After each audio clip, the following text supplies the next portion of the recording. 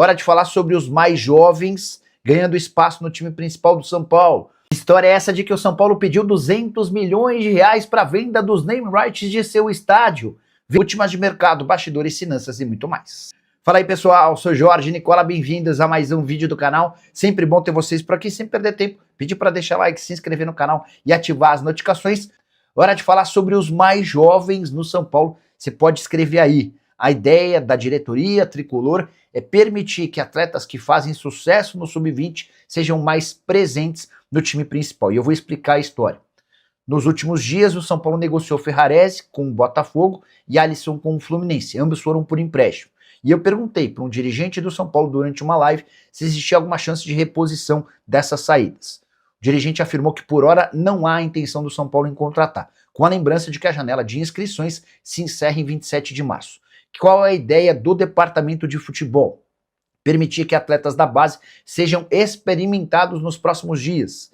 Se eles performarem bem, o São Paulo não vai contratar. Caso contrário, e perceba-se a necessidade iminente da contratação de alguém, o São Paulo vai fazer força nos últimos dias para trazer contratações. Em relação à zaga, que perdeu o Ferrarese, hoje o tricolor tem 5 atletas no time principal: Arboleda, Sabino, Alan Franco, Dória e Tolói. Queria contar que o Isaac de 19 anos de idade é autor de 3 gols na Copa São Paulo de Juniores. E Osório, também 19 anos. Eles formaram dupla na Copa São Paulo. Esses 2 jogadores vão passar a ter mais experiências no time principal.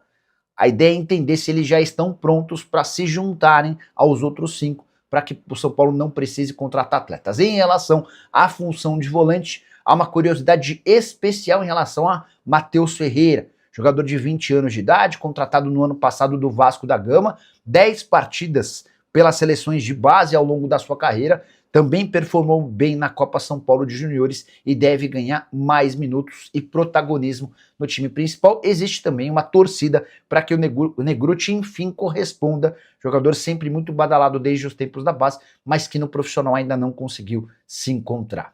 O São Paulo cogita trocar o nome de seu estádio. Vale a lembrança de que o contrato com a Mondelez, empresa responsável pelo BIS, se encerra em dezembro desse ano e as tratativas ainda não começaram. O pessoal do UOL informou que a Mondelez não tem a intenção de permanecer. Contrato atual de 25 milhões de reais por ano, um vínculo de 3 temporadas. Antes de gravar o vídeo, procurei pessoas do São Paulo, 2, e ambas asseguraram que não dá para cravar a saída da Mondelez. Mas existe uma outra especulação de que a BYD, construtora de carros chinesa, carros elétricos, estaria disposta a adquirir os name rights do estádio do São Paulo. A pedida do tricolor, 175 milhões de reais por um vínculo de 5 temporadas. O São Paulo sairia de 25 milhões de reais por ano para 35 milhões de reais anuais. De fato, existiu uma conversa no fim do ano passado, ainda na era Júlio Casares, mas a conversa não avançou absolutamente nada.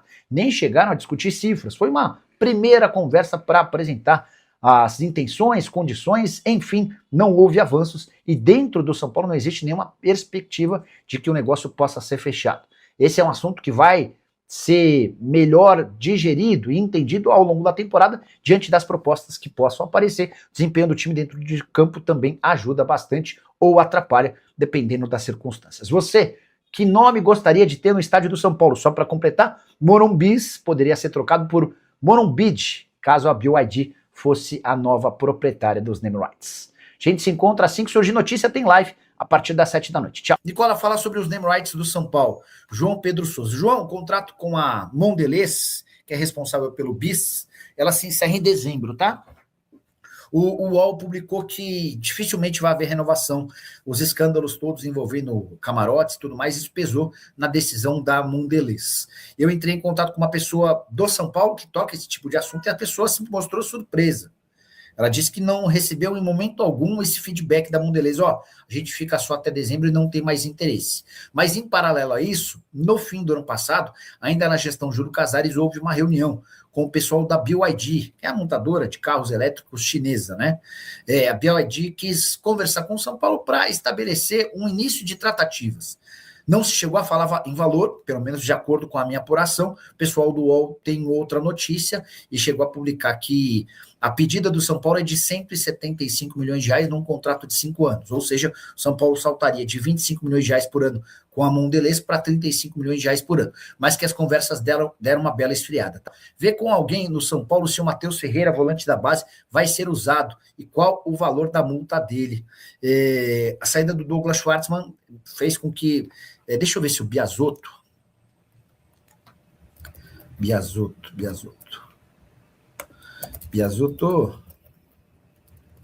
boa noite. Sou o Jorge Nicola, jornalista esportivo. Tudo bem por aí? Vamos ver se o Biasotto conta alguma coisa. Deixa eu já escrever, quer ver? Ó? Matheus Ferreira. Você sabe se há algum planejamento do São Paulo para a utilização Matheus Ferreira no elenco principal? E a multa, se perguntou? E qual o valor da multa dele? Só para lembrar que ontem, durante a live, vocês perguntaram se existia alguma chance de reposição para as saídas do Ferrarese, emprestado ao Botafogo, e do Alisson, emprestado ao Fluminense, e o que eu ouvi de um dirigente do São Paulo é de que não vai haver, nesse momento, nenhum movimento. Se o São Paulo entender daqui até 27 de março, quando se encerra a janela, que há necessidade de contratar alguém para essas posições, aí sim o São Paulo pode rever esse conceito. Mas, por enquanto, não há essa intenção, tá bom? É verdade que o René Crespo ainda quer mais um volante, sim. E a diretoria não quer dar para ele, tem que contratar porque a temporada é longa. Severino, é verdade. Eu contei no vídeo de hoje cedo, né? Estava explicando a apuração de ontem da live, de que o São Paulo não entende que hoje vai repor as saídas do Alisson e do Ferrarese, mas que nos bastidores o Crespo tem batido na tecla de que há necessidade de pelo menos mais um volante. Quais as novidades do meu tricolor? Eu já falei sobre a BioID. Em relação a reforços, não vai haver reforços, pelo menos nesse momento, a menos que surja uma oportunidade de mercado. O São Paulo, inclusive, ainda pensa e busca interessados em alguns atletas. O fato de ter 4 laterais é algo que causa incômodo. São Paulo tem o Lucas Amon, que é titular absoluto, o Moreira, que voltou de empréstimo do Porto, além do Mike e do Cedric. O Moreira não pode ser negociado com clubes brasileiros, porque ele não disputou o estadual. O Cedric e o Mike têm essa oportunidade, tá bom? William Fernando Nepomuceno. Boa noite, Nicola. Procede a informação de que o São Paulo está monitorando o zagueiro Jaci do Curitiba. Cara, vamos só para entender como é que funcionaria o preço do Jaci. Porque se tiver que comprar, você esquece. Não tem a mínima chance de haver investimento. O São Paulo não pode gastar dinheiro. Todos os 5 reforços do São Paulo na temporada foram sem custo. O Jaci hoje tem 28 anos de idade, titular absoluto do Coxa, contrato até dezembro de 28. Pode esquecer, porque o Curitiba só vai liberar o jogador, obviamente, se tiver uma compensação financeira, né? Estava até fazendo uma matéria sobre os primeiros 60 dias do Marcelo Paes no Corinthians, né? O Marcelo Paes não conseguia... o Marcelo Paes gastou só R$1.800.000 com reforços, com todos os 8 jogadores que chegaram. O único que teve custo foi o Matheus Pereira, empréstimo de R$1.800.000 junto ao Fortaleza. Os outros 7 chegaram de graça. E é por causa desse investimento que o Corinthians não se juntou a Chapecoense e São Paulo como os clubes que menos gastaram entre os 20 da Série A. A Chape e o São Paulo contrataram jogadores mais a custo zero, tá? E qual é a verdade que o São Paulo está monitorando o Patrick, zagueiro do Novo Horizontino? Chance nenhuma, Severino. Também por conta dessa questão, a necessidade de investimento de €1,5 milhão. Vamos lá. O Marinax negociou com o São Paulo. Ele aportaria dinheiro na base do São Paulo. Mas o São Paulo, para que o Marinax pudesse virar sócio da SAF do São Paulo, o São Paulo precisaria mudar o estatuto do clube.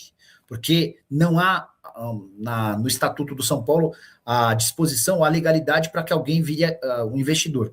E o São Paulo percebeu que não tinha a menor chance disso ser aprovado no Conselho Deliberativo. Tanto que o assunto acabou morrendo, porque o São Paulo sabia que se levasse esse assunto para o Conselho, o assunto seria vetado, e aí ficaria uma situação extremamente delicada, tá bom? Boa noite, Nicole. O Lucas Moura renova com o São Paulo. O Cleonice, não há nenhum motivo para o São Paulo acelerar esse processo de renovação do contrato do Lucas Moura. Só para lembrar, né? O cara que na temporada passada quase não jogou, na temporada atual tem mostrado melhor rendimento, parou de sentir dores, mas o São Paulo só pode pensar em renovar com ele depois que ele se mostrar mais confiável por mais tempo, né? Quero falar agora sobre o São Paulo. O tricolor respondeu se haverá reposição para saídas de Ferrarese, emprestado ao Botafogo, e Alisson, repassado por empréstimo até dezembro pro Fluminense. Antes de gravar esse vídeo, consultei um dirigente tricolor para saber, vocês estão no mercado? Ainda pode chegar um zagueiro e um volante? Com a lembrança de que a janela de inscrições para atletas que atuam no exterior fechou na última terça-feira, mas os times ainda podem registrar novos reforços que tenham disputado campeonatos estaduais até 27 de março. Resposta do dirigente do São Paulo é certeira. Abre aspas, nesse momento não haverá reposição para esses atletas. Ou seja, o São Paulo descarta a contratação de jogadores. A menos que se perceba nos próximos dias a necessidade de ter mais um zagueiro ou um volante, o São Paulo não deve fazer movimentos nesse sentido.